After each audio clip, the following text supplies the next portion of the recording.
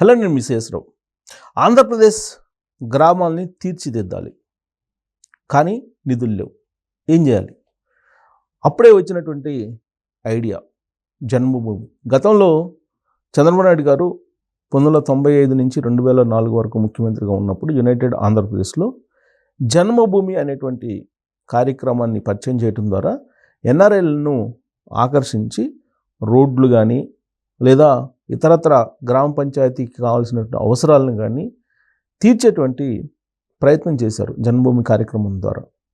అప్పట్లో అనేక మంది ఎన్ఆర్ఐలు కానీ లేదా పారిశ్రామికవేత్తలు కానీ వీళ్ళందరూ ముందుకొచ్చి కొంత నిధులు సమకూరిస్తే ఆ నిధులకు రాష్ట్ర ప్రభుత్వం కూడా కొంత జమ చేసి అభివృద్ధి కార్యక్రమాలను చాలా వేగవంతంగా చేయగలిగారు.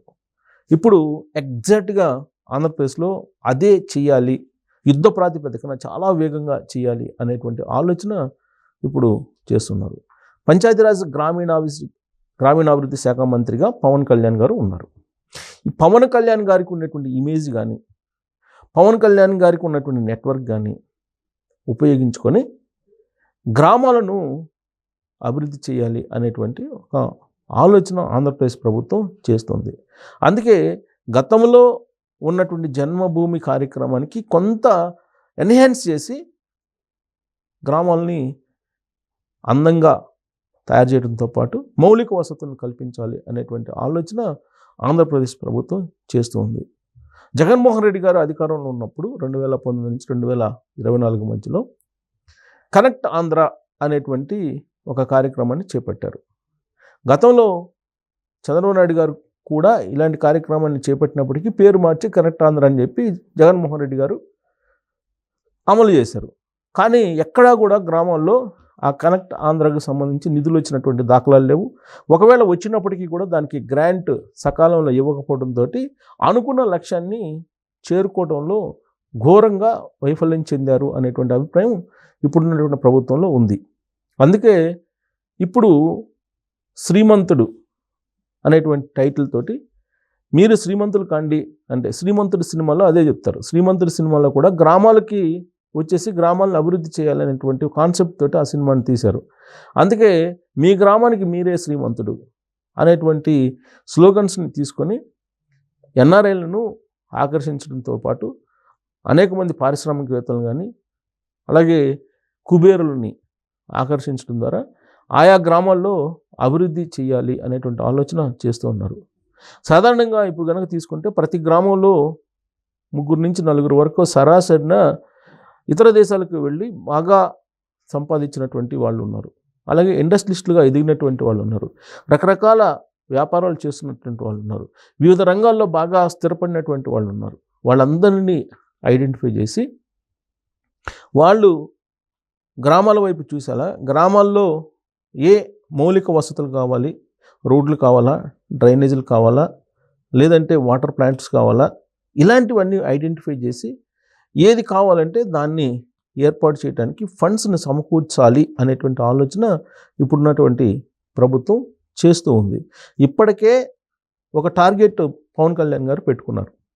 సంక్రాంతి లోపల వీలున్నంత వరకు పనులు ప్రారంభించాలి. గ్రామాల్లో రోడ్లకు సంబంధించినటువంటి పనులన్నింటినీ కూడా దాదాపుగా అన్నీ ప్రారంభించేసి కొన్నిటిని పూర్తి చేయాలి అనేటువంటి ఆలోచన చేస్తున్నారు.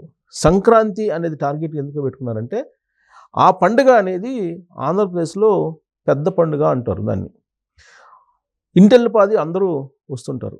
ఇతర ప్రాంతాల్లో ఒకవేళ స్థిరపడినప్పటికీ కూడా సంక్రాంతికి స్వగ్రామాలకి వస్తూ ఉంటారు. ఆ సందర్భంగా గ్రామంలో ఏం కావాలి ఏంటి అనే దాని మీద చర్చ జరుగుతూ ఉంటుంది. అలాగే గ్రామాల యొక్క అవసరాలు ఏంటి అనేది కూడా తెలుస్తూ ఉంటుంది. గ్రామాలు ఎలా ఉన్నాయో కూడా తెలిసేటువంటి అవకాశం ఉంది. ఈ సందర్భంగా ఒక పాయింట్ నేను గుర్తు చేస్తాను. అప్పట్లో జగన్మోహన్ రెడ్డి గారు ముఖ్యమంత్రిగా ఉన్నప్పుడు కేసీఆర్ గారు తెలంగాణ ముఖ్యమంత్రిగా ఉన్నారు. ఆ సందర్భంగా కేటీఆర్ గారు ఒక కామెంట్ చేశారు, అసెంబ్లీ వేదికగానే చేశారు. డబుల్ రోడ్డు ఉంటేనేమో తెలంగాణ, సింగిల్ రోడ్డు ఉంటేనేమో ఆంధ్రప్రదేశ్ అనేటువంటి ఒక కామెంట్ అయితే, విద్యుత్ లేనటువంటి అంధకారం ఉన్న గ్రామాలు ఉంటేనేమో ఆంధ్ర, వెలుగులతో నిన్నటువంటి గ్రామాలు ఉంటే తెలంగాణ, ఇదే తేడా రెండు రాష్ట్రాలకి. ఆ మధ్యకాలంలో సంక్రాంతి వెళ్ళిన సందర్భంగా ఆయనకి ఎవరో ఒక స్నేహితుడు చెప్పినటువంటి మాటగా ఆయన ప్రస్తావించారు. అంటే సంక్రాంతి సందర్భంగా వెళ్ళేవాళ్ళు అనేక మంది ఉంటారు. ఇతర ప్రాంతాల నుంచి వెళ్ళేవాళ్ళు ఉంటారు, బంధువులు ఉంటారు, స్నేహితులు ఉంటారు, ఆంధ్రప్రదేశ్కి వెళ్తారు. అక్కడ సంక్రాంతి సందర్భంగా అనేక రకాల వేడుకలు చేస్తూ ఉంటారు. ప్రత్యేకించి కోడిపందెం వేస్తూ ఉంటారు. ఈ కోడిపందెం చూడటానికి చాలామంది విదేశాల నుంచి కూడా వస్తుంటారు. ప్రత్యేకమైనటువంటి హెలిప్యాడ్లు కూడా అక్కడ ఏర్పాటు చేస్తూ ఉంటారు, భీమవరం లాంటి చోట.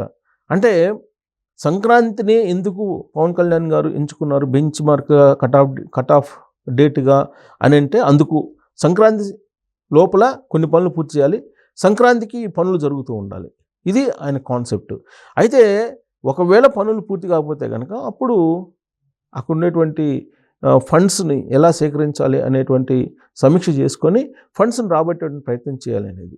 గ్రామాల్లో ప్రత్యేకించి మౌలిక వనరులన్నీ కూడా సిఎస్ఆర్ ఫండ్స్ ద్వారా కంప్లీట్ చేయాలి అనేటువంటి ఆలోచన చేస్తూ ఉన్నారు. దానికి ప్రాసెస్ కూడా ఒకటి తయారు చేశారు.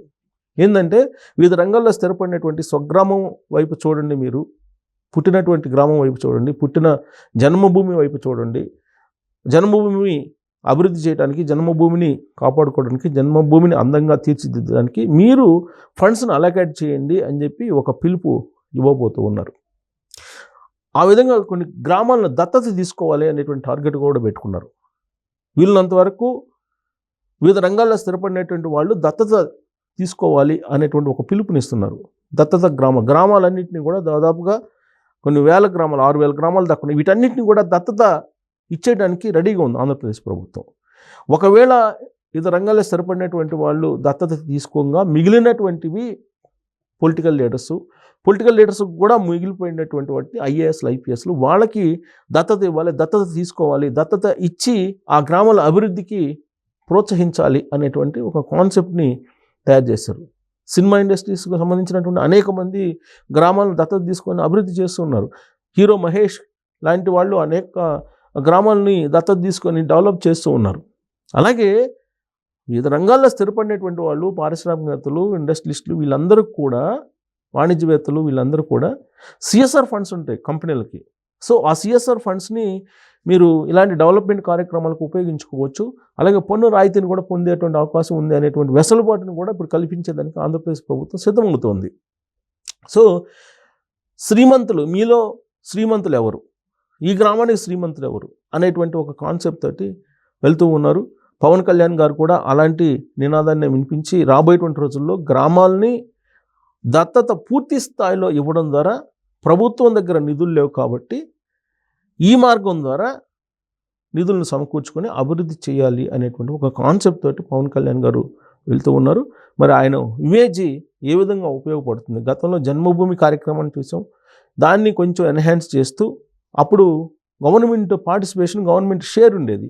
కానీ ఇప్పుడు గవర్నమెంట్ షేర్ కూడా లేకుండా మొత్తం దత్తతకి గ్రామాలను ఇచ్చేసి అక్కడ ఉండేటువంటి శ్రీమంతులకు అప్పచెప్పేటువంటి ప్లాన్ చేస్తున్నటువంటి క్రమంలో ఇది పవన్ కళ్యాణ్ గారు ఇమేజ్కి ముడిపడి ఉంది.